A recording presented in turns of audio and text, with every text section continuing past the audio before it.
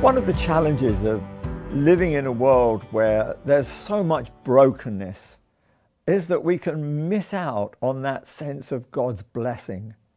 We see famine, we see disease, we see shortness of life, we see all of these kind of problems, and it just looks so random, doesn't it?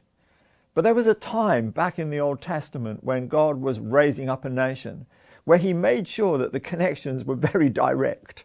And so we read in the book of Exodus something like this. This is in chapter 23, and this is what it says in verses 25 and 26.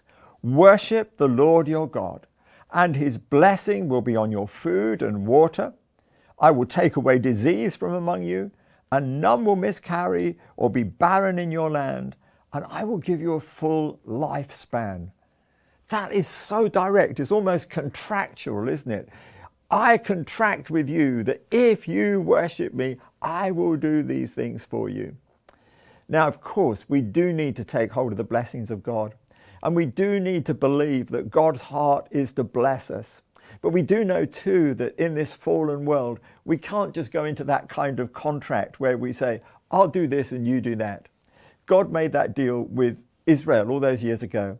But I think what he's saying to us is, look, I want your worship. I want your worship, and I will bless you.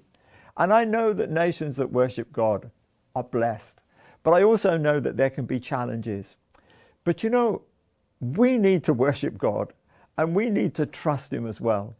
We need to trust him for our food and that he's going to bless that. We need to trust him that we won't be in drought. We need to trust him for all of these kind of things and to look to him so that in a broken world, we can have a true testimony that those who open their hearts to God know his blessing, spiritual blessing as well as material blessing. And let's get the balance right, and let's really have a testimony in the midst of the brokenness that a God who is to be worshipped is also a God who will bless.